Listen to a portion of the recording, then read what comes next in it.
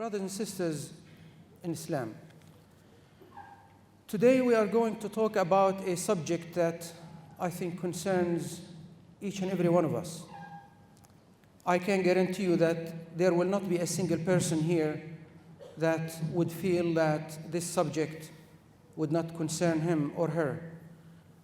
Not only that, but I think it's a subject that concerns all human beings, Muslims or non-Muslims. We will talk today about happiness.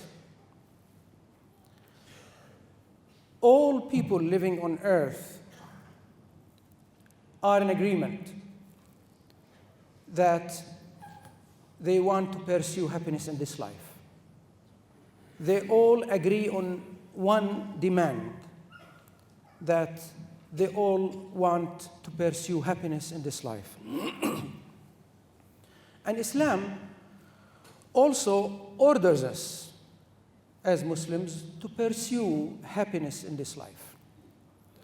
But people on earth are not in agreement on a specific definition for happiness or the way to reach to that happiness.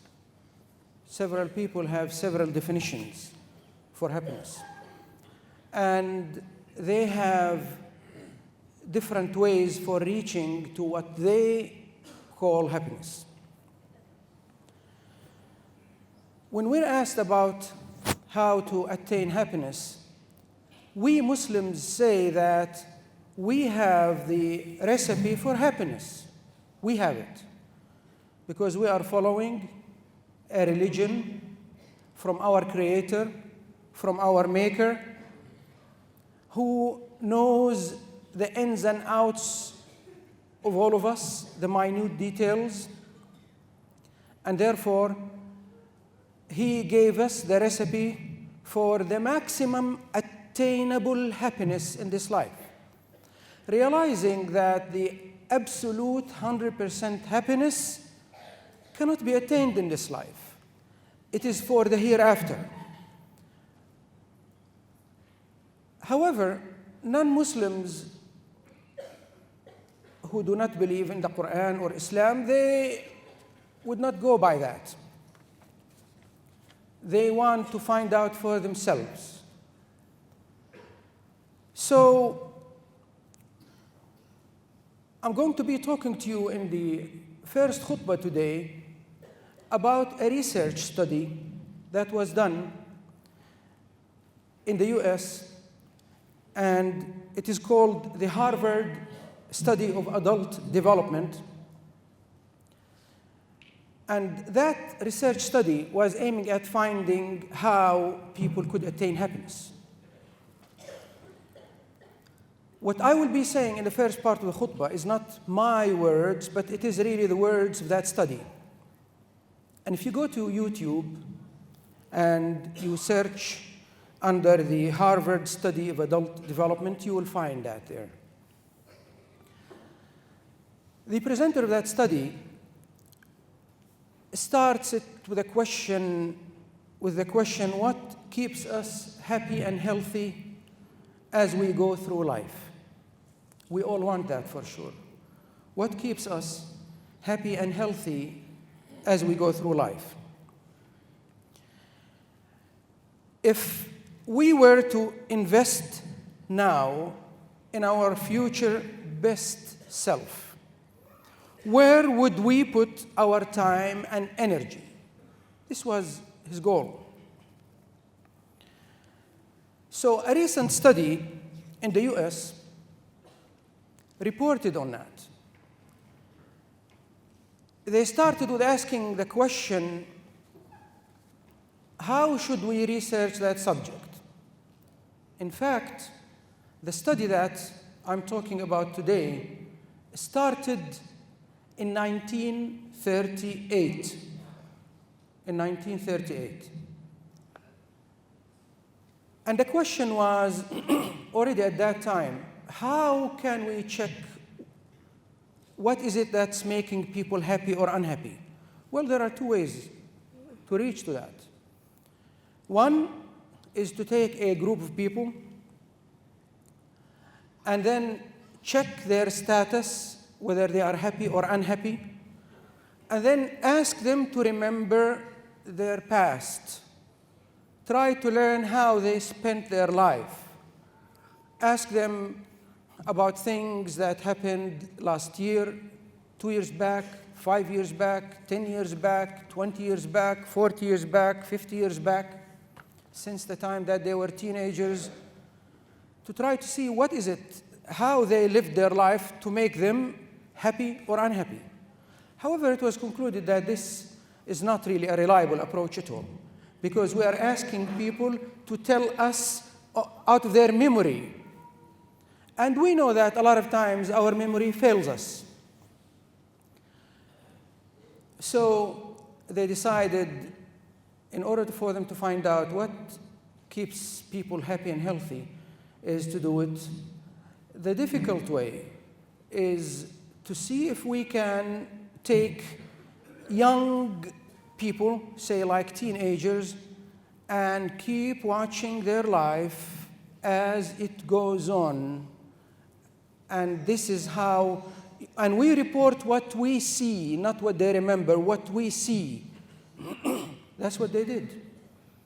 People are searching for happiness.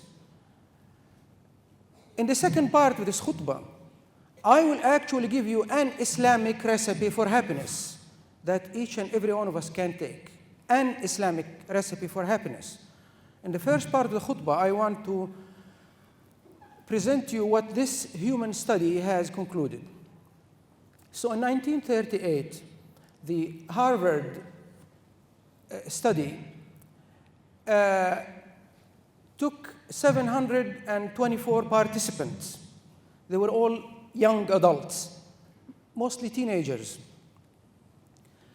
And they asked a question to those people about what is it that they thought would make them happy. And 80% of those people said it's to be rich, to have money, to be wealthy. And 50% of those same people said they also wanted to be famous in order to be happy. And everybody agreed that to be rich or to be famous, you have to work harder and harder and harder and harder. Every day, you have to work so hard. So they collected, in 1938, 724 participants. Most of them were young adults. And they chose them to represent all of the categories of the society.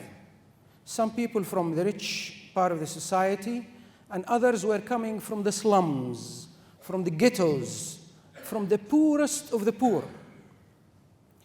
And they were, the group of researchers were actually meeting with those people every 2 years. They would report on their study, on their life. They would ask them questions. They would discuss with their wives, with their children, with their friends, with people who work with them. They make medical checkups for them, full medical checkups for them. By the time that this study was reported, it had been going on for 75 years. Remember, human beings are searching for happiness, but they don't really know the way to reaching happiness. So, 75 years later, 60 people out of the 724 were still living and participating, and most of them were in their 90s. Most of them were there in their 90s. The group of researchers, in fact, the person who was reporting that study was the 4th generation of researchers. So many of those studies actually don't last that long. They normally just fall apart after 10 years or so, because either that the people quit or the researchers go somewhere else, or the funding dries out, or the researchers die and they don't get replaced. But somehow this study, with persistence of the people, it's something important, and we admire all human beings who spend their time and effort to try to benefit human beings. We appreciate people who do effort, whether they are Muslims or non-Muslims. These are humanitarian aspects. They went back to the records of all of those people since they were 50 years old. And they said, let us study the records of those people after age 50 and who had reached 80 to see if they could predict what is it that made people happy or unhappy.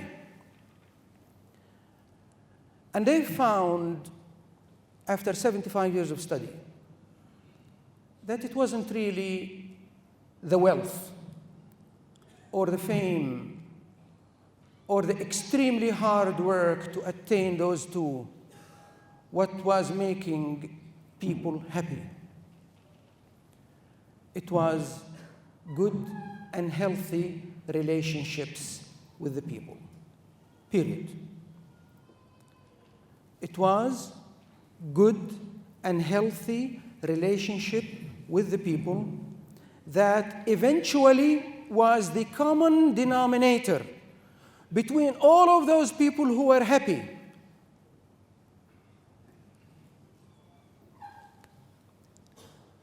So they went back and they checked people at old age, people who had reached 80 or 90, the time when the person would be in need. What kept him or her happy? They found that people who had good and healthy relationships with the people, and when we say people here, we say family, friends, relatives, and the entire society around you. They found that people who had people caring for them in that old age, whenever they were going through pains of illnesses, physical pains, that their mood remained happy. But people who did not have relations with family, friends, they had no relations with people to take care of them. Those people, whenever they had physical pains of the illnesses, that they were magnified by emotional pains. So the study concluded, in order for people to be happy and healthy, maintain good and healthy relationships with the people, even though having relationships with the people would go through ups and downs, you need to persevere and establish relationships with the people, family, relatives, friends, and the whole society. And that was their conclusion for people to have a happy and healthy life as they pass through this life. So it took the Harvard study of adults' development 75 years to arrive at this conclusion. And actually, the study is still ongoing with more than 2,000 of the children of those same people. It's continuing because people are searching for happiness. Amazingly, the conclusion that this study arrived at after 75 years of research, we Muslims could Google it in Islam in 75 seconds. It would take a Muslim 75 seconds to see the same conclusion in Islam. Listen to this hadith from Prophet Muhammad sallallahu alaihi wasallam. This hadith has been considered authentic by Al-Albani. قال النبي صلى الله عليه وسلم المؤمن الذي يخالط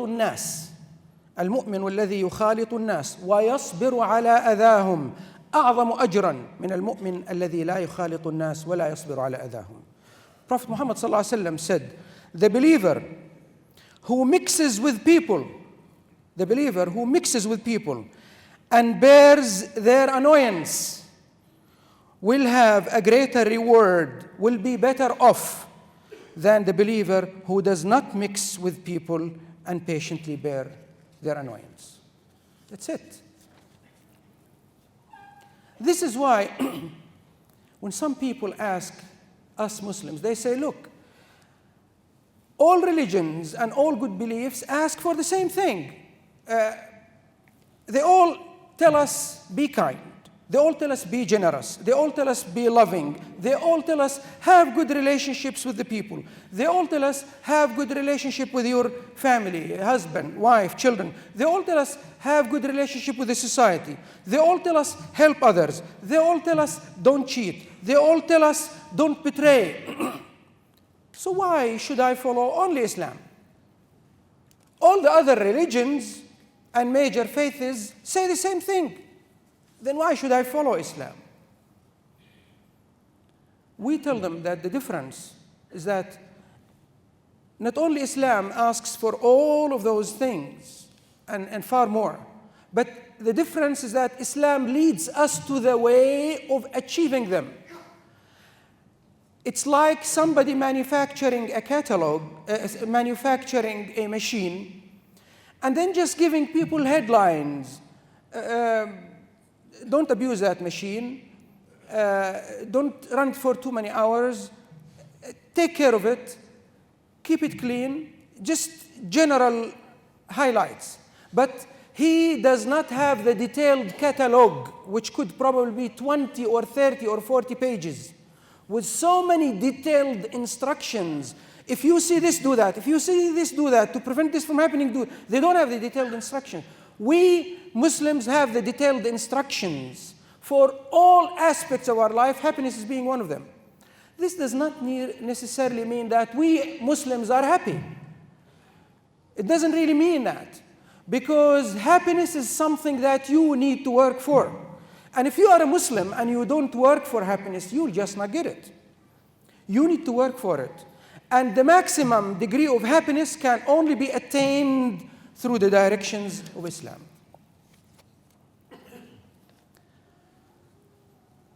For the benefit of time, let me give you a recipe where if we follow it, inshallah, we will be happy.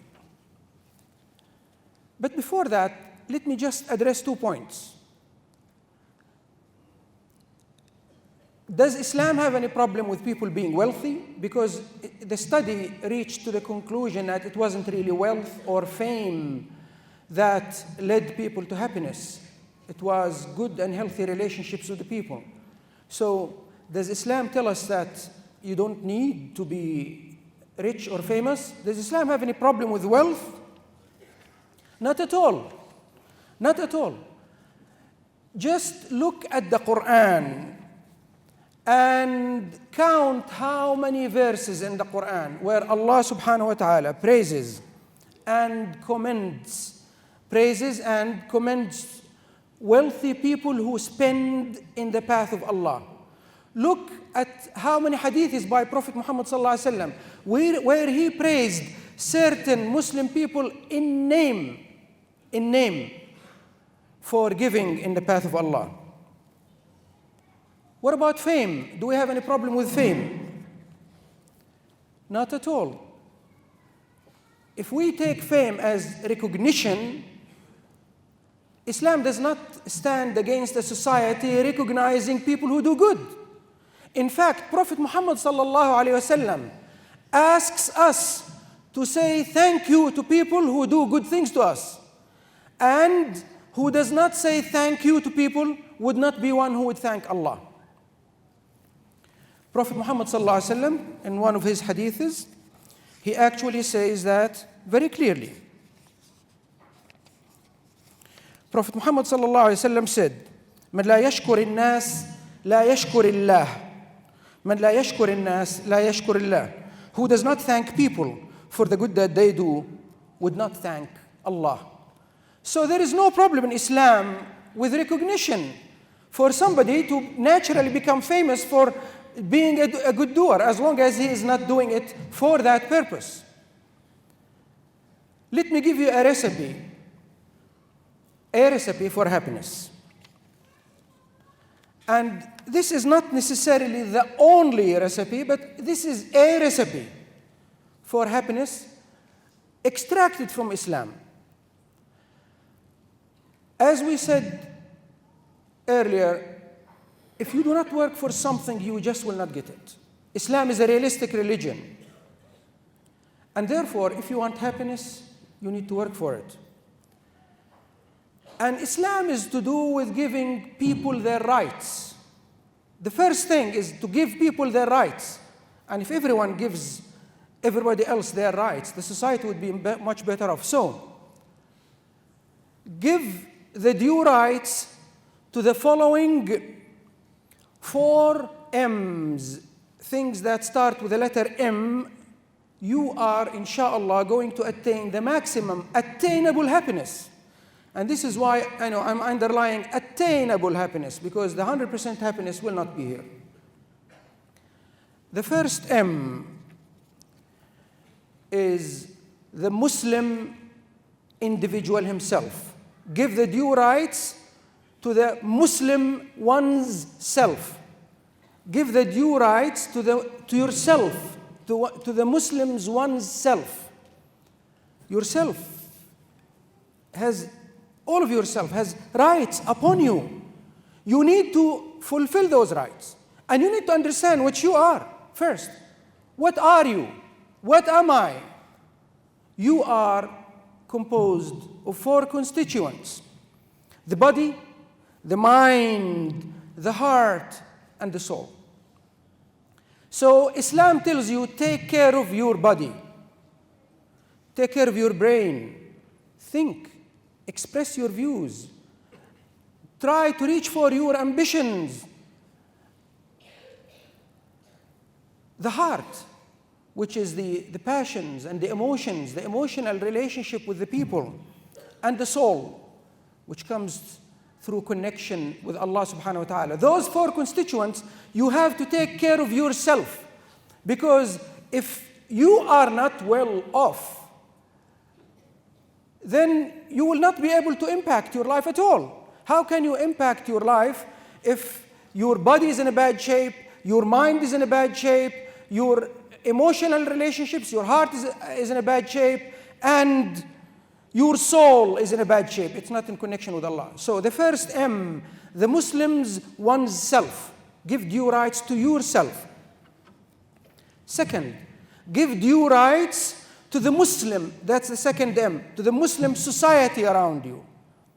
The Muslim society starts with giving the due rights for children, parents, wife, husband, relatives, friends, and we keep going outwards. We keep going outwards in outer circles until we cover the entire society. If each and every one of us gives due rights for that society, then the society will be connected with him, and he will be connected with the society. And the Harvard study of adults' development was going around this aspect only. And I can claim that they will only be able to attain the bottom degrees of that, because yes, you will attain some happiness by being in good relations, but being in a non-Muslim society, so many things will be missing. So the Muslim society is the second M. The third M is the masjid. Keep connection to the masjid. Keep relationships with the masjid. The masjid is so important in Islam. It is so important that people also who want to perform i'tikaf, seclusion, i'tikaf, it's not accepted from them to make i'tikaf in one's own home. If you want to make i'tikaf, it needs to be done in the masjid. The masjid where the call to the prayer will be sounded and people will come 5 times a day for jama'ah. So yes, you will be in seclusion in between the prayers, but 5 times a day you will be mixing with the people. It's not allowed that you seclude yourself completely away from people. Even the hadiths that came to give permission to people to isolate themselves from a corrupt society, it did not give them permission to seclude themselves from the masjid. You want to seclude yourself from a corrupt society because you're afraid that you cannot fight or overcome their temptations, you're still, as a Muslim, not allowed to stay out of the masjid. You still get jama'ah, you still get connection with the people, no matter what you do. And the last M number 4, is to keep connection and give the due rights to the mushaf. The mushaf is the other name for Quran. Those 4 things, if you take care of yourself, number 1, body, mind, heart, your emotional connections, soul. Number 2, you keep good and healthy relationships with the society around you, starting from one's own family, children, parents, and keep going outwards to cover the entire society with all of its constituents, Muslims and non-Muslims. Be kind to the society will be kind to you. Keep good relations with the masjid, keep connection with the masjid. You will never be alone, even when the society is corrupt and you want to stay away from the society. You're still mixing with the people of the masjid. And the last one, which we have mentioned, is the mushaf, which is the book of Allah subhanahu wa ta'ala. Give it its due rights by recitation and contemplation. This is where the catalog is. This is where the catalog is that we go by for happiness. If we fulfill all of those 4 things, inshallah, you will be happy. After I had listened to that Harvard study of adult development, after admiring those people and thanking them and really thinking highly of them for working for humanity, I wished if we could convey to them the message of this khutbah, that what took them 75 years to arrive at, have good and healthy relationship with the people, even though that you could see ups and downs. A Muslim can Google it in 75 seconds. It's all there. I just hope that we could get to those people and we could convince them to become Muslims like us, so that they would know the other ladders to reach the maximum attainable happiness in this life and also in the hereafter.